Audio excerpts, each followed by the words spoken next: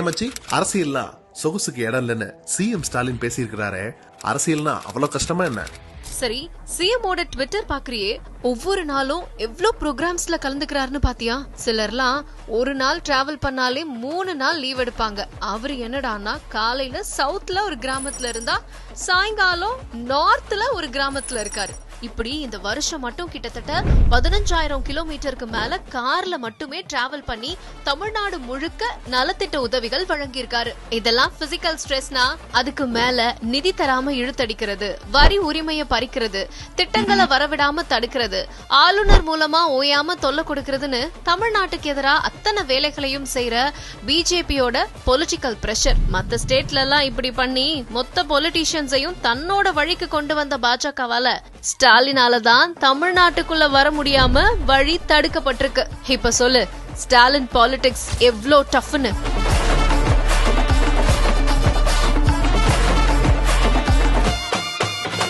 அதுவும் சரிதான்.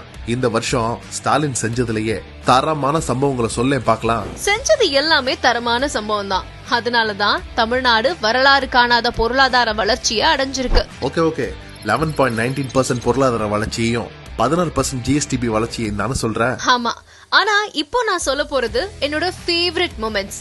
இந்திய துணைக்கண்டத்தோட வரலாற்ற தமிழ் நிலத்துல இருந்து தான் தொடங்கணும்னு சொன்னதோட இல்லாம சயின்டிபிக்கா அதை நிரூபிச்சு இரும்பின் தொன்மையை வெளியிட்டு ஒரு பேங்கரா தான் இந்த 2025வே தொடங்கினாரு. ஆமா மச்சி, அதே மாதிரி அரிட்டாப்பட்டி மேட்டர்ல பிஜேபிய பின்வாங்கி ஓட வச்சதெல்லாம் வேற லெவல். என்ன தாண்டி என் ஊரை தொற்றா பாக்கலாம் மொமெண்ட் அது. இது கூட பரவாயில்ல, உள்ளூர் சங்கிங்க தான் ஊழையிட்டு டயர்ட் ஆயிட்டாங்கன்னா இன்னொரு சம்பவம் தான் ஒட்டுமொத்த சங்கி எக்கோசிஸ்டத்தையே கதற வச்சிருச்சு. எந்த மேட்டரா? நிதி கொடுக்காம நிறுத்தினா தமிழ்நாட்டுல இந்தி திணிப்பை ஏத்துப்பாங்கன்னு நினைச்சா நீங்க கொடுக்கற வரைக்கும் எங்க ஆசிரியர்களுக்கு நாங்களே சம்பளம் கொடுத்துக்கிறோம்னு சொல்லிட்டு இந்தி திணிப்புக்கு எதிரா தினமும் லெட்டர் எழுதினா இருப்பாரு. வட மாநிலங்கள்ல இருக்கிற பலரும் ஸ்டாலின் கரெக்டா தான் சொல்றாருன்னு பிஜேபிக்கு எதிரா திரும்பிட்டாங்க. ஆமா, காலையில 7 மணிக்கே அழ ஆரம்பிச்சிருவாங்க. யார்கிட்ட? அண்ணாவோட தம்பி கலைஞரோட பையன்கிட்டேவா? ஆமா, டீலிமிட்டேஷனுக்கு ஆல் இந்தியா லீடர்ஸ கூப்பிட்டு மீட்டிங் போட்டது செம்ம மாஸ் மொமெண்ட்ல. கரெக்ட். தமிழ்நாடு போராடும், தமிழ்நாடு வெல்லும்னு சும்மாவ சொன்னாரு.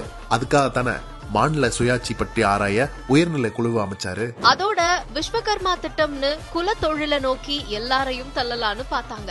அதுக்கு வச்ச ஆப்புதான் கலைஞர் கைவினை திட்டம். இதுக்கு நடுவுல சமூக நீதி விடுதி, உங்களுடன் ஸ்டாலின், வடசென்னை வளர்ச்சி திட்டம், காக்கும் கரங்கள், எளிமை ஆளுமைன்னு நிறைய திட்டங்கள் வேற இருக்கே.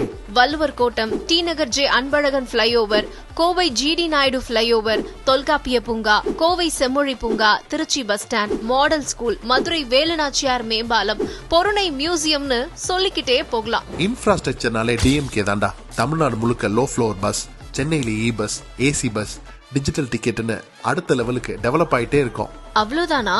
அவ்வளவுதானவா? இன்னும் நிறைய திட்டங்கள் இருக்கு மச்சி. ஷார்ட்டா சொல்றேன், ஞாபகம் வச்சுக்கோ. காலை உணவு திட்ட விரிவாக்கம், அன்பு கரங்கள், அன்பு சோலை, தாய்மானவர் திட்டம், கலைஞர் உரிமை திட்ட விரிவாக்கம்னு எக்கச்சக்கமா சொல்லலாம். இது கூட தமிழ்நாட்டுக்கு ஈர்த்திருக்கிற 10 லட்சம் கோடி ரூபாய் முதலீடுகள், புதுசா உருவாகி இருக்கிற கம்பெனிகள்னு எல்லாத்தையும் பார்த்தா தமிழ்நாடு தான் இந்தியாவோட பவர் ஹவுஸ்னு காமிச்சிட்டாரு எம்கேஎஸ். இப்ப சொல்லு, பாலிடிக்ஸ்ல சொகுசுக்கு இடம் இருக்கான்னு? நிச்சயமா கிடையாதுடா. ஆனா எந்த உழைப்பையுமே கொடுக்காம சிலர் ஈஸியா பேசிடுறாங்கல்ல. அவங்களுக்கு வாய் மட்டும்தான் இருக்கு, அதனால சவுடால் பேசுறாங்க. ஸ்டாலின் கிட்ட உண்மை இருக்கு, அதனாலதான் சவால்களை ஜெயிச்சு காமிக்கிறாரு.